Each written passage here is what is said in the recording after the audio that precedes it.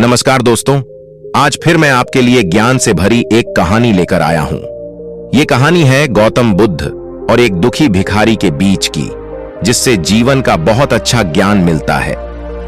एक बार महात्मा बुद्ध एक गांव में अपने शिष्यों सहित घने पेड़ डीएच की छांव के नीचे बैठे थे।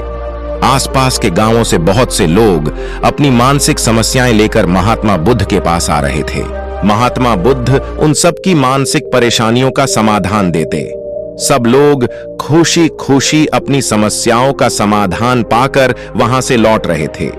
वहीं से कुछ दूर बैठा एक दुखी भिखारी लोगों को बुद्ध के पास जाते देख एक दुखी भिखारी अपने भाग्य को कोसता हुआ यही सोचने लगा कि अभी कुछ देर पहले तो ये लोग दुखी मन से मुंह लटकाए उन महात्मा के पास गए थे, और अब इतना खुश होकर कैसे वापस लौट रहे हैं। आखिर माजरा क्या है? जरा मैं भी जाकर देखूं कि वो महात्मा ऐसा कौन सा खजाना बांट रहा है इन लोगों को। वे इतने प्रसन्न हुए कि उनके चेहरे लाल हो गए। जब वो दुखी भिखारी कुछ नजदीक गया तो उसने देखा कि ये महात्मा तो लोगों को प्रवचन देकर लोगों के दुख का निवारण कर रहे हैं। यह देखकर भिखारी के मन में भी तीव्र इच्छा हुई कि क्यों न मैं भी इन महात्मा को अपना दुख बताऊं, मुझे भी अपने दुख का समाधान अवश्य मिलेगा। बस फिर क्या था, समाधान पाने की लालसा लिए भिखारी महात्मा बुद्ध के सामने पहुंचा और हाथ जोड़कर प्रणाम करते हुए बोला, हे महात्मा बुद्ध, मैं भी लोगों की मदद करना चाहता हूं। मुझे लोगों की मदद करने की बहुत इच्छा है, लेकिन मैं कैसे मदद कर सकता हूं? मैं बहुत गरीब हूं।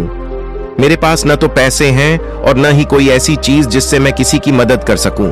मैं कोशिश करने पर भी किसी की मदद नहीं कर सकता। मुझे भगवान ने इतना गरीब क्यों बनाया? हे महात्मा, मुझ पर कुछ कृपा करो। इतना बोलते हुए भिखारी रोने लगा। महात्मा बुद्ध बोले, आप बहुत अज्ञानी हैं, क्योंकि आप अभी तक इस भ्रम में जी रहे हो कि तुम्हारे पास कुछ नहीं, जबकि दूसरों को कुछ देने के लिए तुम्हारे पास बहुत कुछ है। तुम बिना धन और वस्तु के भी दूसरों की मदद कर सकते हो।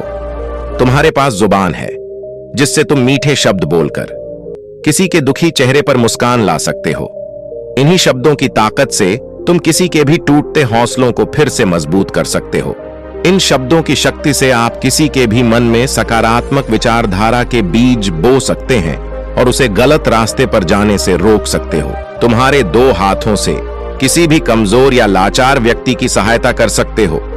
आपके दो आंखें किसी अंधे को रास्ता दिखा सकते हैं। तुम किसी के लिए दुआ कर सकते हो। यह हो सकता है कि उनके बुरे काम फिर से हो जाएं।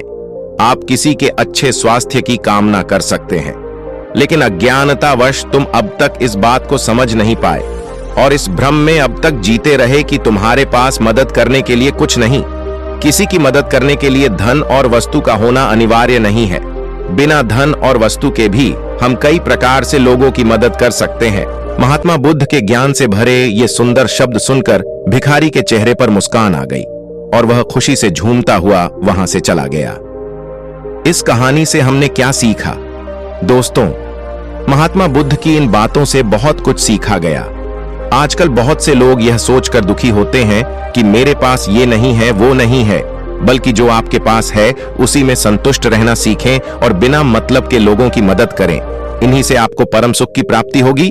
तो दोस्तों, ये कहानी आपको कैसी लगी जरूर बताना और वीडियो को लाइक कर चैनल को सब्सक्राइब कर देना। नमो बुद्धाय।